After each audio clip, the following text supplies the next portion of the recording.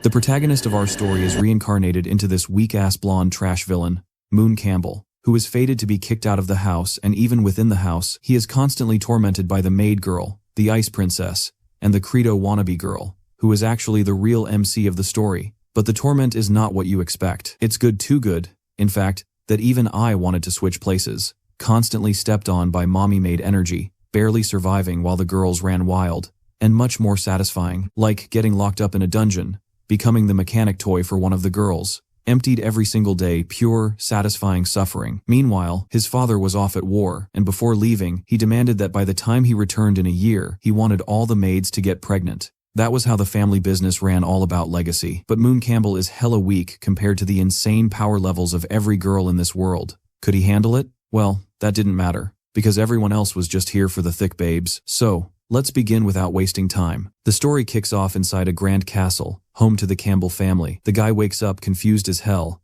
his brain running wild trying to piece together what just happened. Last thing he remembers is dying in a damn car crash. Yet here he was, alive, in some medieval-looking room, straight out of a European fantasy. Everything felt too real, the antique decor, the cold air, the polished mirror staring back at him with a younger version of his own face, like he'd just dropped a couple decades overnight. The reflection showed him at 17 or 18, that same face he used to see before life hit him with bills, fast food, and burnout. The realization stung. Maybe he was just dreaming one of those sad midlife crisis dreams where losers imagine reincarnating into better worlds. But curiosity got the best of him. He grabbed a small knife, nicked his finger, and watched blood gush out. It was just a small cut, but damn, it hurt like hell. He licked the blood off instinctively, his brain screaming that it all felt way too real. Then it hit him like a freight train, memories that didn't belong to him. Turns out, the body he was in belonged to Moon Campbell, a washed-up loser from a noble family. The guy had lost his titles, got tossed aside like trash, and was straight-up disowned. His old man even warned him never to show his face again unless he wanted to die on the spot. Apparently, this idiot Moon had done something unforgivable. He covered his face, groaning internally. Of course,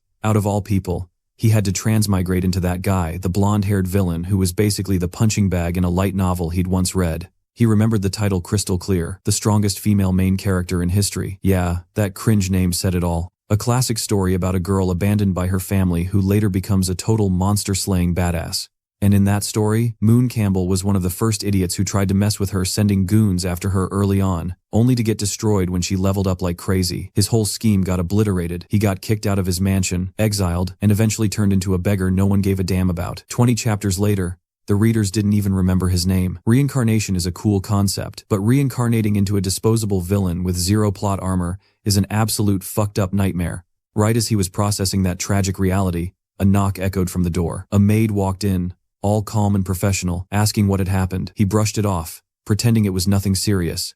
She mentioned something about tomorrow's banquet clothes being ready, and he half-heartedly told her to leave them there. But she noticed the blood on his hand and immediately looked concerned. Before he could say anything else, she dropped to her knees, gently cleaning the blood off like it was second nature. She even told him to stop hurting himself, voice filled with worry that hit harder than expected. The poor dude's face went red instantly, his brain short-circuiting, thinking how sweet and caring she was. Definitely not simple maidcore behavior. She deserved a damn raise. She stood up quickly after finishing, turned around with the grace of a spinning top, and headed out after reminding him to take care. The door shut behind her, leaving him sitting there like an idiot, face red, hands covering his cheeks, flailing in disbelief. The realization hit him hard. This world was too perfect. A gorgeous maid, a fantasy setting, a body that wasn't yet ruined by modern junk food. Yeah, this man was completely gone. A hopeless otaku dropped into his dream world, losing his mind over one caring gesture. The maid outside found it weird hearing him say, "Thank you." Guess that said a lot. He must have been a total jerk before reincarnating. Now, this guy was lying there, wondering how someone born stupidly good-looking, in a noble family, with a cute maid, still managed to piss off the story's protagonist. The reason for his exile? Oh yeah, that whole trying to drug the third princess fiasco. Real classy move from his past self. But this time, he knew exactly how that story ended, and he wasn't planning to step on the same landmine twice. If he wanted to keep this comfy, rich boy life, he'd have to dodge that one chaotic ceremony where everything started to spiral. And just as that thought hit him, he remembered the maid with those thick thighs already dropped off his outfit for the banquet, and it was literally tomorrow. That meant the plot had already begun, and this dumbass had already done plenty of damage to the heroine. He flopped around in bed, mentally screaming for the system, goddess, grandpa, monk hell, even a random cosmic sugar daddy for a cheat code, or some divine buff. But deep down, he knew the damage was done. He just hoped the protagonist didn't decide to go full psycho on him though. If she did step on his face, he low-key wished she'd be wearing black tights while doing it. Yeah, the man had taste. Anyway, he made up his mind. Tomorrow, the moment he saw her, he'd throw himself on the ground and beg like a dog for forgiveness. But then whack. Something hit him on the head. He turned, all pissed, and saw a little book sitting on his bed. His brain instantly screamed, "The cheat's finally here." He grabbed it, grinning like fate had just handed him a second chance. Infinite knowledge, destiny, rewrite, the whole deal. Except when he opened it, nothing. Blank pages. He stared, waiting for some magic pop-up or glowing text, wondering if it needed activation or a password or something. Before he could even curse at it, his head started bleeding, a drop of blood splashing on the page. Then, boom, a dark aura flared up. His vision twisted, and next thing he knew, he was tied up. Hands, feet, even his neck locked down. His body felt wrecked. When he opened his eyes, he saw a girl creepy, smiling the kind of smile that made your skin crawl, telling him he'd been asleep for a while. His body screamed in pain, but she said pain was part of the lesson. She didn't want this, she claimed, but he'd been too cruel, too selfish. Apparently, he was supposed to hurt others, not tolerate them. That was how he'd truly belonged to her. But lately, his heart had started changing, and that just pissed her off. So she was gonna purify him, get rid of her love, and make them eternal. Then came the stabs, one after another until everything went black. When he woke up again, he was back in his room. Same bed, same ceiling. Guess the heroine might have liked him better as the villain, huh? Either way, he was screwed whether he tried to be good or not. He started thinking, was that vision from the past or the future? It had all started the moment his blood hit the book. Maybe it was a damn warning. When he looked again, the book had a single line etched on the page. Do not alter fate. That's when it clicked. If he'd gone through with that whole kneeling act, that bloody nightmare would have become real. Getting exiled suddenly didn't seem that bad compared to being tortured in chains. But he wasn't going to sit around crying about destiny anymore. He was a modern guy with a brain, and this world's rules didn't scare him. He'd use everything he knew, knowledge, logic, sheer stubbornness to rewrite not just his life, but maybe the fate of the whole damn country. Screw nobility. Those clowns were trapped in their tiny comfort bubble. He was done playing by their script. From now on, he'd carve his own story with blood, brains, and a little chaos. Later that day, the dude was straight up vibing at the dinner table, chewing on some top-tier meat that tasted like luxury itself. He couldn't help but think how sweet this privileged life was, like damn, losing all this would seriously suck. Sitting beside him was Noyes Campbell, his mother, who looked way too young to have a grown son, basically built like an 18-year-old goddess. Across from them sat his father, Lon, the kind of man who carried noble authority even while casually sipping soup. The atmosphere was warm, his parents laughing and chatting, totally unaware that their son wasn't exactly their son anymore. They assumed he was just pumped about tomorrow's big ceremony, one of the most important events of his life. Moon played along, pretending to be cool, trying not to raise any suspicions. His mom teased about not letting him attend the banquet, claiming all the noble girls would lose their minds over him. His dad joked back, saying that wasn't happening since he already had Princess Silesia, and that any girl trying something would just piss the princess off. Moon watched them banter, confused as hell about how these two were so wholesome when the original Moon Campbell was an absolute dick. Then his mother, acting all adorable and pouty, said she didn't even like this Silesia girl, that she wasn't cute enough or worthy of her precious son. That's when reality hit him like a brick. Princess Silesia, the same third princess he'd once tried to drug. Yeah, that disaster. In the original story, she was a total fan favorite, cold on the outside, but soft and warm underneath. Your classic tsundere package. Now, sitting there surrounded by love and warmth, Moon realized his parents weren't bad people at all. They were actually good, caring, loyal, and trying their best. It wasn't that they threw him out for no reason. It was because he was an unredeemable bastard. That guilt burned a little, but instead of sulking, it lit a fire in him. He didn't want to screw things up again or drag his whole family down with him. From what he remembered, the Campbell family's downfall happened because people thought his father ordered the assassination of the princess, an act of betrayal that destroyed everything. So, if he wanted to change the story, he'd have to tank the blame himself and keep everyone else out of it. But there was barely any time. The ceremony was literally tomorrow. Still, something felt off. If the event was so close, why didn't he know a single thing about the drug that was supposed to be used? Was someone going to hand it to him last minute, or was the setup different this time? While he was still piecing things together, fate decided to clown him again. A maid suddenly appeared, and he accidentally bumped into her. The poor girl stumbled, black tea flying everywhere, soaking his clothes. She immediately froze, panic flashing across her face like she just witnessed her own funeral. It wasn't even that bad, but she looked ready to quit life on the spot, muttering about how she probably just doomed herself to joblessness and dog food. Moon could see the fear written all over her. Guess his old reputation was still haunting the place. Everyone thought he was some psycho noble, ready to explode over spilled tea. But instead of raging, he surprised both her and himself by he told her it was fine, no punishment incoming, and even pulled her in for a quick hug, a bold move that made her brain short-circuit. She had no clue what was going on, and honestly, even he didn't. His hands were acting with zero coordination with his brain. That's when Anne showed up, calling out his name, snapping the moment apart. He casually asked for the blonde maid's name. Turned out she was Noelle. Anne promised to handle things, but Moon told her to make sure both of them didn't overwork, since they still had preparations for the ceremony. Anne argued they couldn't slack now, but he brushed it off, saying to just hire more help. Like seriously, how does a mansion this damn huge not have enough staff?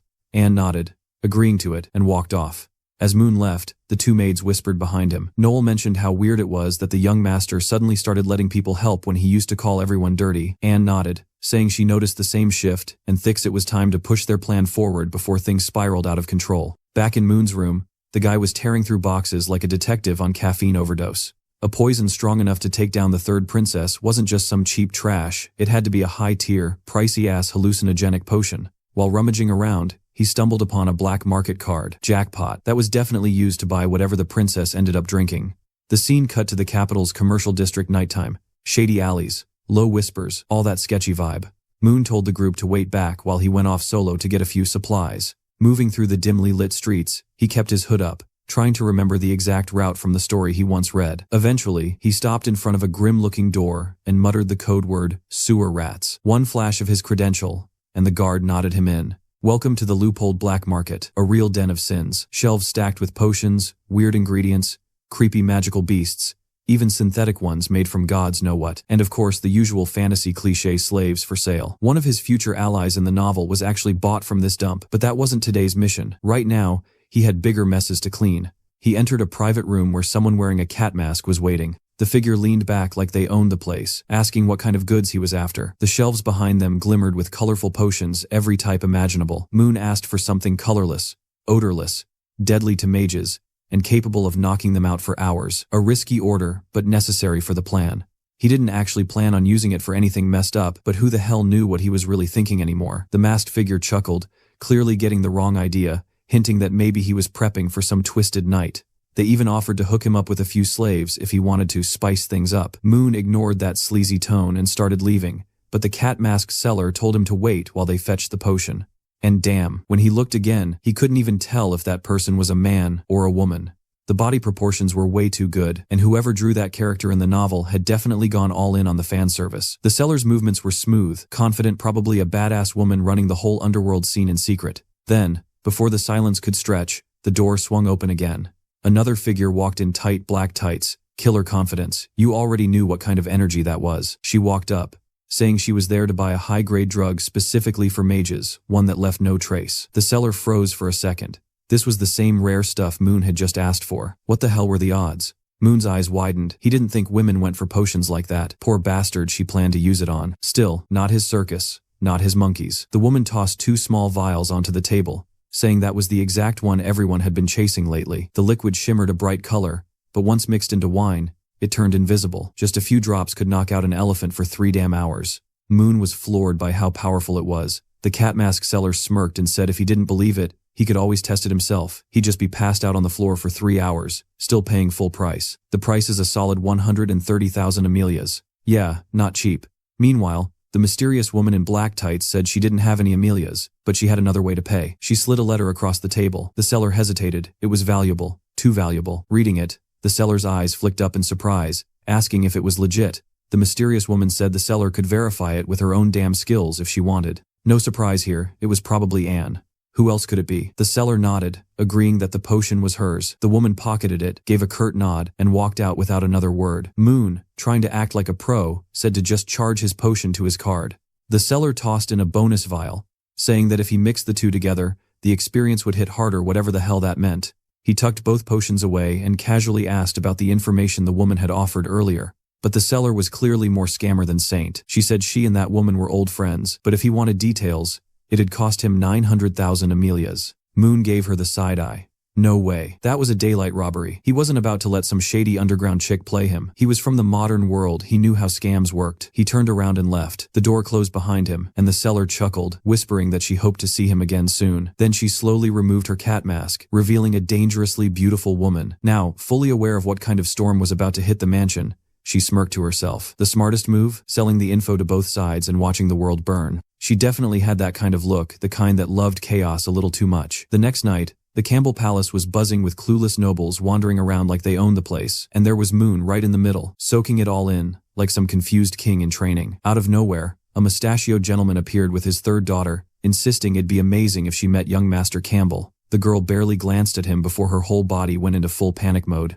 She bolted, dress fluttering, screaming that her mother was calling. Pure terror vibes. Moon just shrugged internally, noting that reaction screamed fear more than anything else. The father apologized, saying she was a little scared, and Moon waved it off. Whatever, no big deal. That's when he realized something messed up. None of the girls actually looked happy to see him. Reputation confirmed, he'd become a social ghost. Still, his dad, Lon, clapped a hand on his shoulder, praising how Moon was stepping up. Tonight, apparently, he was done being a boy tonight. He was supposed to be the man of the Campbell family. Moon nodded, mentally ready to fake it till he made it. Suddenly, a hush fell over the room. The third in line to the Loophole Empire throne was about to arrive. Enter Celia, the ice goddess, snow-pure and regal, hair sparkling like something out of Genshin Impact. Lon told Moon to keep an eye on her while he mingled. Moon approached, calling out to the princess with practiced charm, complimenting her on her appearance. Sparkles in her hair, real presence. This girl was not messing around. She thanked him politely, though something in her eyes screamed that she sensed something off. Moon played it cool, suggesting she must be tired from her journey and should rest. As she walked past, nobles bowed left and right, but Silesia was side-eyeing Moon, thinking this guy was suddenly way too polite. Then Moon's ears caught snippets of gossip, some illegitimate daughter, a duel with her husband, scandal brewing. Apparently, people hated her for being divorced and illegitimate, and now she had the audacity to show up at a high-class event. The party tried to hush the chatter, but the gossip was relentless. Then came the main character of the story, Ariel Bougard, black-haired and bland-looking, just how protagonists usually are, standard, plain, yet somehow magnetic. She greeted Moon, acting all normal, and he responded awkwardly, welcoming her. But then a big fat guy stepped in, challenging her casual tone with the young master. Moon shut it down immediately, internally rolling his eyes, letting her talk however she wanted. He'd already been polite enough. Ariel practically lost it. Her brain scrambled trying to figure out why the same guy who once treated her like trash was now calling her respectfully. Her friend watched her go full confused mode until someone called out to Miss Leah. She jumped, shocked that the young master knew her full name, Miss Leah Angel. Moon reached for her hand, but Ariel slapped it away, putting up righteous hero energy. She warned him not to get shady, reminding him she was here because of his father, and if he tried anything foul, he'd never walk out alive. Then she stormed off, leaving Moon smirking internally. He liked her. She acted like the righteous hero, but he knew the truth. She secretly wanted him to stir the pot. Moon thought exactly what he expected. Dealing with the protagonist would be rough, but he didn't care. Night ended, she'd leave, he'd go his way, and maybe, just maybe, they'd never have to deal with each other again. Not long after, Moon found himself standing under the chandelier's glow, giving a speech he barely remembered rehearsing. Turns out, it was his damn birthday. 18 years old. Everyone clapped like trained seals, calling him amazing, and the guy almost had another internal meltdown, but he knew it was time to get serious. His eyes scanned the crowd, until they landed on the Silesia lookalike, chilling by the window, elegant as ever. He made his move, crossing the room with fake confidence, apologizing through his expression and offering her the honor of a dance. Dude was acting like straight-up royalty now. She agreed, naturally, and damn, that girl was a walking hazard. Whatever she wore looked like it was seconds away from breaking physics. Even her accessories screamed danger in all the right ways. Around them, nobles were stiff as boards, pretending not to stare. Meanwhile, the protagonist girl was off to the side, living her best life, eating cake and watching Moon dance with the third princess. The princess seemed impressed by his moves, and he admitted through his tone that he was still a beginner. She noticed the change in him, realizing he finally carried himself like a noble, though she still remembered how his invitation to dance last year went down back then. It was pure arrogance, dripping with ego, like he was granting mercy instead of asking politely. He mentally begged the universe to erase that memory forever.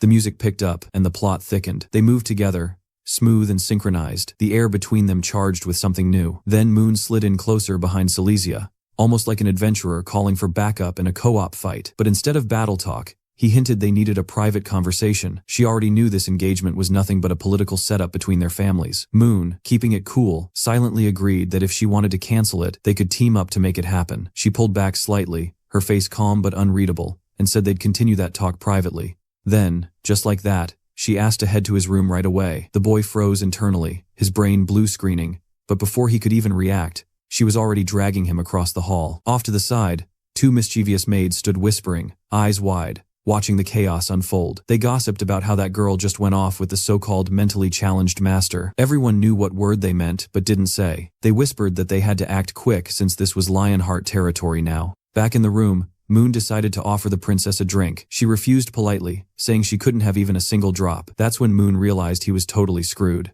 He had no idea how the original Moon ever managed to charm this girl, and worse, he still had to make her drink the potion. But since she wasn't touching anything, he had no clue how the hell he was supposed to pull it off. He asked what she preferred, and she mentioned coffee but quickly switched to black tea instead. Too bad, the only things available there were black tea and wine. She seemed puzzled, but he brushed it off and said he'd handle it himself. While she sat there all confused about his sudden burst of enthusiasm, he was already in the back, mixing the tea with something extra. Obviously, he was slipping the potion in. At first, it looked like a sleeping potion, but turns out, it was something much spicier, 1 drop, that could make someone fall in love. Beside it was another vial he didn't plan on using since he had no idea what kind of effect it carried. Just as he was prepping everything, she called his name, startling him so hard he spun around too fast. The movement made some of the potion spill all over the counter and onto the other vial. That's when shit hit the fan. The second vial turned out to be an aphrodisiac. He let out a sigh of relief that neither potion left a magical trace, only to notice half of it dripping onto the floor. There went his backup plan of selling some for cash. He brought the tea back like nothing happened, unaware that someone was already peeking through the window, watching the whole thing unfold. Celia, the third princess,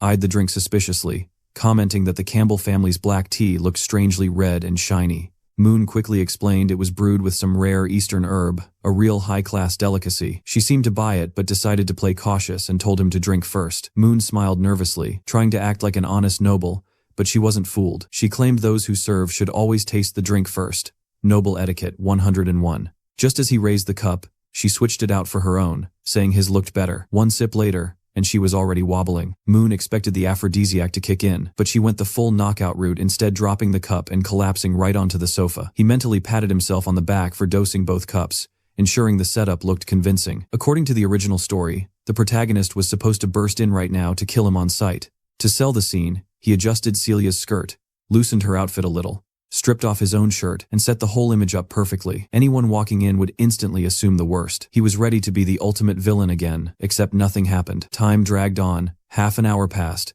and still no one showed up. That was off since the story version had the protagonist storming in immediately. Then it clicked back in the novel. The protagonist ran into someone who spilled a drink on her dress, leading her straight to this scene, and that someone was the maid, Noelle. But earlier, Moon had told Anne to let Noel rest, completely breaking the chain of events. Now things were officially off script. Celia's eyes started to flutter open while he was still deep in his master plan. Turns out, that little accident earlier might have sent the aphrodisiac right into the cup she stole. The air suddenly turned cold, his breath visible, and confusion hit him like a brick. Then it all went downhill. Fast her hand grabbed his face, and a blast of freezing magic slammed him straight to the floor. He tried to calm her down, probably muttering something about misunderstandings, but she wasn't hearing any of it. There was no space for explanations now. Her body trembled as she murmured that her skin felt cold and his was warm. He panicked, trying to keep things from escalating, but she wasn't stopping. She leaned in and kissed him hard. The poor guy silently prayed for Ariel to show up, because if she didn't, this whole fake setup was about to turn way too real. Ariel was strutting down the halls, low-key pissed that her fancy dress had a stain. She suddenly caught some strange noises echoing around the corridor, right before Anne appeared out of nowhere, telling her this area was off limits. Ariel thought that was weird, but Anne immediately offered to help clean her outfit. A quick spell later, the dress looked flawless again, and Ariel couldn't help but be impressed.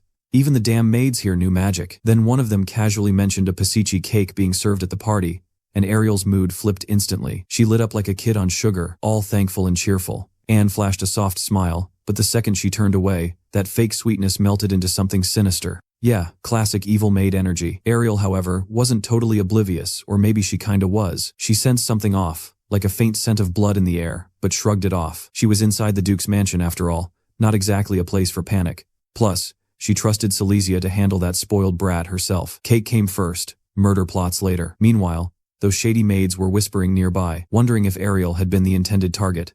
The gray-haired one said no, that chick was meant for a guy called Number 9, but she ended up killing him anyway, despite him being higher rank. The darker-haired one urged her to move faster, warning that if Campbell showed up, the whole mission could blow up, but her partner brushed it off, saying the operation was already in full swing. Cut to Moon scratched up, drained, and barely holding it together. The dude looked like he had been through hell, even though technically nothing had even happened yet. He was just struggling to stay alive. Then Silesia snapped awake, cold and fierce. pointing a blade right at his face, demanding his final words. He tried to keep it together, desperately hoping he wouldn't end up dead again. His brain went full meltdown, wondering if reincarnation had a limit. Out of pure panic, he started blurting out that everything he did came from real love. Emotional, dramatic, borderline, pathetic. She didn't buy it. Her expression froze over as she told him he was flat out disgusting. He apologized, trying to reason with her, claiming they hadn't even gone all the way. That only pissed her off more. She called him filthy for pretending his sleazy tricks were acts of sincerity. If he had actually tried to win her over like a man, maybe she would have accepted the marriage. But instead he went the slimeball route: drugs, deceit, and manipulation. He tried to justify himself, but she wasn't having it. She ordered him to kneel, and right as things were about to get worse, something outside the door caught her attention. In one swift move, she grabbed him by the throat, forcing him to shout for everyone outside to leave. Then she hurled him to the ground, telling him to get dressed and deal with whoever was at the door since he was gonna die anyway. The guy was mentally done, stuck between three awful options: getting sliced by Silesia, hanged by the king, or dragged into some freaky dungeon by whoever was knocking. When he opened the door, his heart nearly jumped out. It was that same maid who'd been a little too friendly earlier, bringing food like they'd shared memories together. He told her to set it down, thanked her, but then his brain caught up. He had never seen this woman before. She explained she'd been hired to help with the banquet, but that didn't sit right. There weren't supposed to be any new staff. Before he could even process it, she lunged forward, tackling him to the floor. In that instant, he realized her real target wasn't him, it was Silesia. The maid moved fast, twin blades flashing as she went for the kill, but the moment she struck, a deafening blast ripped through the room. When the smoke cleared, Moon looked up to see the Ice Queen still standing, icy aura in full command. Silesia's eyes were pure frost as she demanded to know if her idiot brother had sent the assassin. The maid smirked coldly and said the details were confidential. The scene shifted to another room where golden orbs hovered and whispered. Back where the explosion had landed, the maid stumbled back, admitting Silesia's magic was way denser than anyone expected, but her face went dead serious the moment she heard the incantation. Silesia barreled in with an ice spear and nearly skewered the maid through the skull, metal and frost singing in a brutal, ugly clash. Moon watched everything like a spectator in a nightmare, thinking that when gods brawl, mortals take the hits. There was literally nothing he could do. He tried the door and found it sealed shut, the world closing in. He realized the maid must have thrown a barrier spell to keep the hall clear, and his head started ticking through logistics. The staff change to bring in outside hands had been decided only yesterday, which meant plans were leaking. Somebody had set this up. He almost ate an attack for thinking too long, and all he could do was pray Silesia survived. Then his thoughts took a dark turn because if she died here, no one would ever know he existed, and a part of him felt a sick relief at being erased. The maid muttered that Silesia was a genius, and Silesia responded cold, sensing gravitational magic screwing up her footwork, which meant another player was in the mix.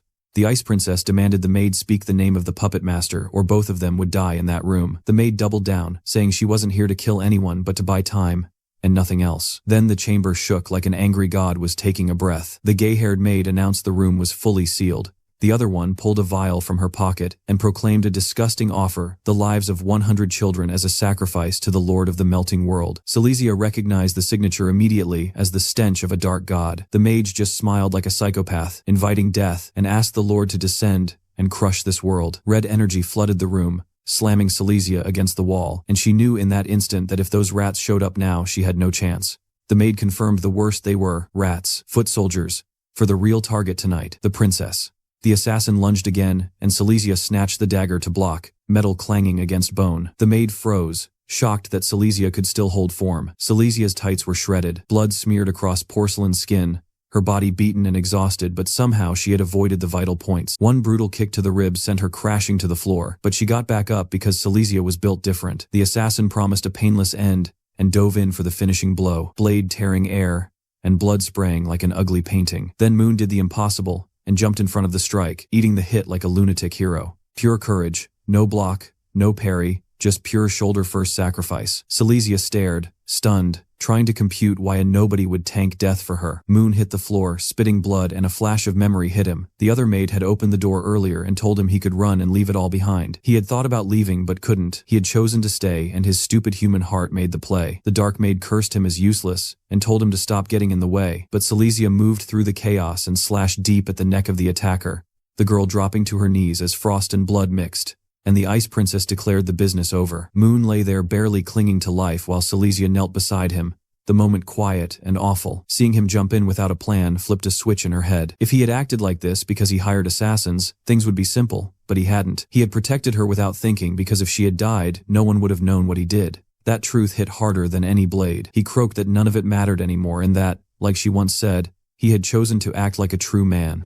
Silesia, cold as the blades she wielded, read his pulse and declared he had enough strength left for maybe 3 more sentences, so they better count. She promised to pass his final message to the Duke, because she was efficient even in the middle of massacre. His hand reached up and touched her face, trembling and sincere, and he mouthed an apology that was more than a formality. In the end, he did have real feelings for her, messy and stupid, and human. His arm dropped limp to the floor, and the way he went out made the whole mess feel epic in a tragic anime way. Everyone knew he probably wasn't actually dead yet, but if he had died, it would have been legendary. Silesia refused that fate for him. She declared that the bastard did not get to die after apologizing like that, not after everything he had done. She called his name, steely and loud, and vowed that he would live and pay for every single thing he had ever done. In the middle of a dark, endless void, Moon drifted weightless, head spinning, body burning with heat that made him feel like his veins were on fire. Death was inevitable no matter how many good choices he thought he'd made, but at least this ending felt better than being stuck inside that cursed game storyline. This way,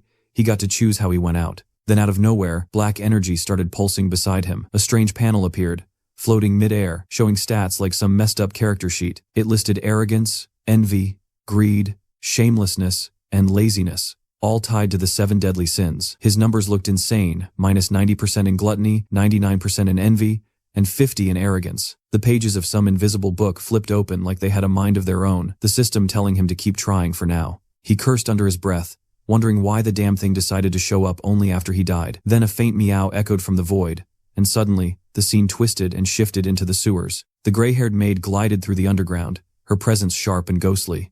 Before she could move, another voice tore through the silence, cold and furious, demanding to know what she'd done to his son. The man himself appeared, Moon's father, radiating that pure Lionheart aura that could crush souls. The assassin trembled instantly. Lon Campbell stood tall, calm, but terrifyingly composed, saying he hadn't invited her into his house. He demanded to know what she was doing there, and what exactly she did to his son. Normally, the man was all smiles, but right now, he was a beast ready to tear someone apart. Meanwhile, somewhere in between dying and living, Moon probably felt glad he'd at least managed to grind a little aura Jinwoo style before kicking it. Or maybe not, because the next moment, he was back in his bedroom, lying there with Anne sitting right beside him. The same Anne who now screamed danger with every sweet smile. He opened his eyes, chest throbbing like hell, and there she was, watching him closely, asking if he was feeling better. He tried to sit up, saying he just needed the bathroom, but pain ripped through his chest, slamming him back onto the soft sheets. His legs felt weak and useless, and he mumbled an apology, realizing he needed to play smart now. This chick wasn't someone he could afford to be soft with. Trusting her would be suicide. She mentioned that his fiancé had asked her to take care of him, which meant she'd be sticking around. Then, without hesitation, she started unbuttoning his clothes, insisting on helping him bathe. His heart nearly exploded, and he forced himself to calm down, saying he was feeling better already. She gave a fake little nod, pretending to respect his space, yet still scooped him up like it was nothing, and carried him to the bathroom. Later, back in the room, she mentioned he'd been out cold for 3 days straight. Turns out, Princess Silesia herself had ordered Anne to look after him. The guy had barely survived, lost tons of blood, went too long without oxygen, and only lived because Silesia used her magic to stabilize him. That also meant the princess probably kept quiet about the potion incident, which was a relief. Then Anne dropped another bomb. The princess had told her something big. They'd uncovered the entire assassination plot. His father had captured one of the attackers and tortured the truth right out of them. The downside was that they still had to apologize to the king, since his daughter was put in danger inside their estate. Yet strangely enough, Moon faced no punishment at all. Apparently, Princess Silesia had spoken to the king personally, and somehow got him forgiven. Finally, he let himself fall back into the bed, feeling like the nightmare was over. Things didn't turn out that bad, all things considered. But before he could breathe, Anne leaned in close, her voice teasing, eyes gleaming with mischief. She commented on how tense he looked, then hinted about whatever might have happened between him and the princess. The way she said it made him recall Silesia's soft words about wanting something warm, and his brain short-circuited instantly. He shut that thought down fast, insisting there was no way he'd ever pull something that bold. The princess would have sliced him to ribbons. Anne chuckled softly, her laugh almost mocking, then told him to drink his medicine before it got cold. The moment he took a sip, he gagged. The taste was absolute trash, bitter and disgusting. He groaned and asked what the hell it was, and she casually explained it was a tonic to rebuild his blood. And that's how Moon Campbell, barely alive, was already back to suffering this time from some nasty-ass medicine and the constant threat of a dangerous maid watching over him like a predator in lace. Outside the door, 3 maids were huddled up whispering about how whenever the young master ate something sour, He usually went full psycho and whipped everyone, but today he was acting weirdly calm. They debated if they should report it to the madam, but he told them to stay put and not say a word. It was just some regular medicine, or so he claimed. Then he downed the whole thing right there like a champ. The maids shut the door, all spooked, while he sat there looking lost until his body rebelled and he threw it all up. The dude literally vomited what looked like pure crude oil. And the worst part, he'd have to drink that crap 2 more times if he wanted to recover fully. Anne, being the angel she was, casually offered to make him some pancakes and tea. She even handed him a slice of cake, and he thanked her, saying she was too nice. Even joked that she deserved a raise. She lifted her skirt just slightly, gave a polite smile, and said she appreciated it. She reminded him to check the nightstand since there was a letter for him. But before she could leave, he called her back. Something felt off. Earlier she'd mentioned he had already taken that sour medicine 4 times, which made 0 sense since every time it touched his mouth, he threw up instantly. She answered with the calmest tone ever, explaining that she'd put sugar in her own mouth and passed it to him. It took him a second to process, but when it finally hit, his brain short-circuited. The guy screamed into his pillow, realizing what that meant, but honestly, he didn't look mad. He lay there all cozy, blushing like an idiot, thinking that if moments like that happened with this big sis, life here might not be too bad. Then, out of nowhere, it hit him that he had also kissed Silesia. His stomach twisted for a second before he picked up the letter. It said she now considered him half a man. He exhaled in relief, grateful the situation hadn't turned into a crime scene. A little later, his mom got all emotional, thankful her son was still alive after everything that went down. He brushed it off, saying it wasn't a big deal, but she told him to look in the mirror. His chest had an actual crater. He shrugged, calling it just a scratch, saying as long as he survived, it was fine. His dad agreed, saying that scar was more like a medal, proof that thanks to him saving the princess, they avoided a major disaster. It dawned on Moon that there wasn't a single normal maid in this damn world. Even the one standing beside him now looked like a full-blown warrior. Moon wanted to know everything that had happened. His dad explained the 3 assassins were caught alive. It took serious effort to make them talk, but eventually they got something out of them. Turns out they weren't trained death warriors or high-class killers. They were followers of some ancient freak called the Withering King. Moon had no memory of that name ever being mentioned in the original story. His dad went on to explain that the Withering King was an old, dark god responsible for countless horrors, and if the price was high enough, his followers would do anything, even kill their own parents. But his father told him not to worry,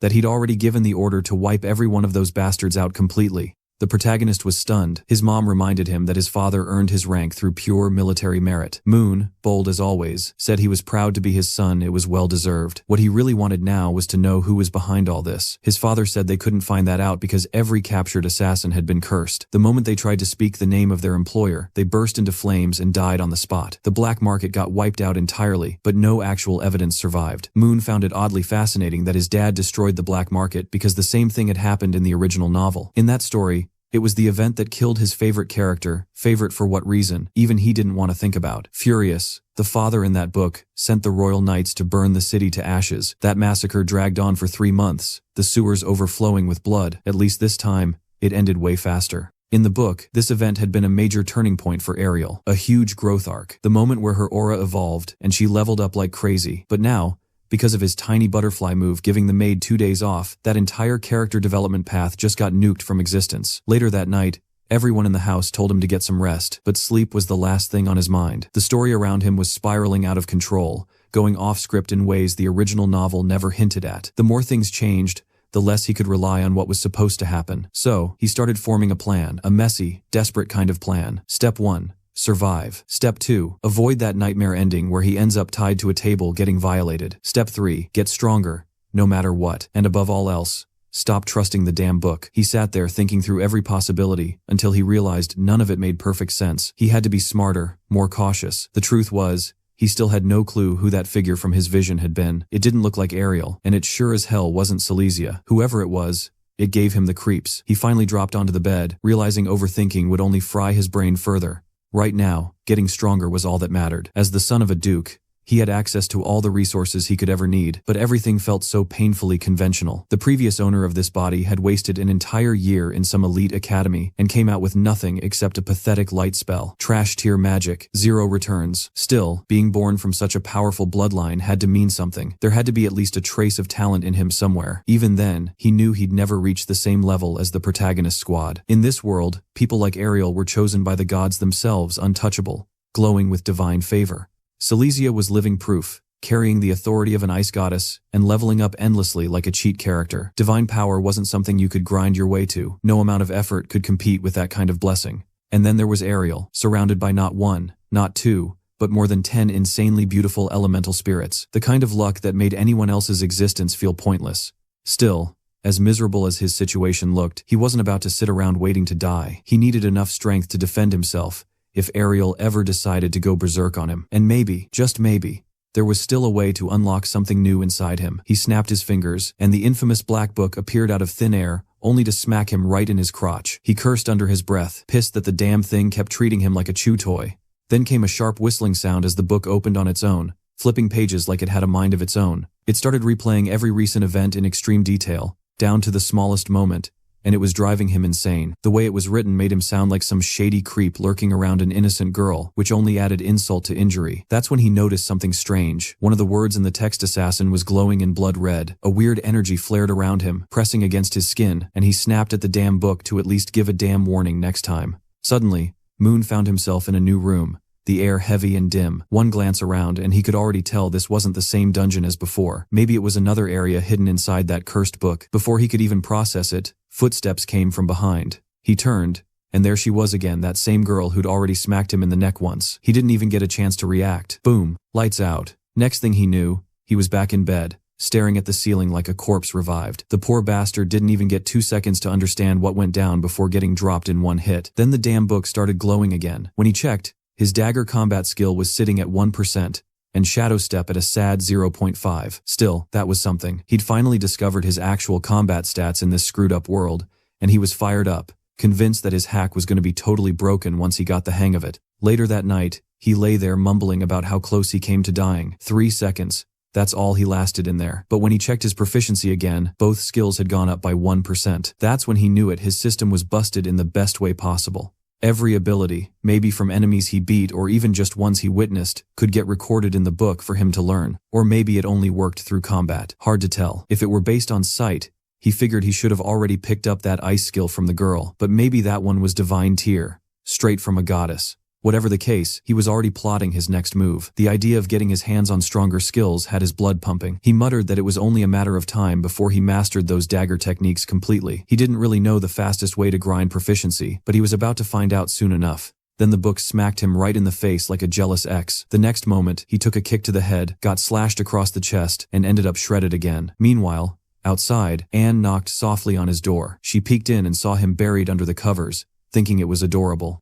She chuckled quietly, remembering how he used to sleep the same way as a kid, still looking like some innocent little boy. She whispered a heat-preserving spell before deciding not to wake him up just yet. Sweet girl, but something about that kindness screamed future demon energy. There was no way that smile was all sunshine. The door clicked shut, and Moon popped out from under the blanket, clutching himself and cursing because the damn book had smacked him right in the groin. Maybe it was cursed, or maybe the universe just loved trolling him. Either way, he was dead set on diving back into that illusion until he could finally beat her. By sunrise, he had gone through a ridiculous 185 attempts. The guy died every single time, but now he was lasting 30 seconds before dropping. That was some elite-level mental resilience. Completely drained, he knocked over his tea and crashed to the floor. But for once, he felt progress. He'd found a way to grow stronger. The downside, though the pain of dying inside that illusion felt brutally real, he thought he could trick the system, maybe brute force it by dying repeatedly and ignoring the fear. Nope, pain didn't fade, fear didn't dull. Still, after a full night of self-inflicted hell, he finally checked the results. Dagger technique had reached level 2,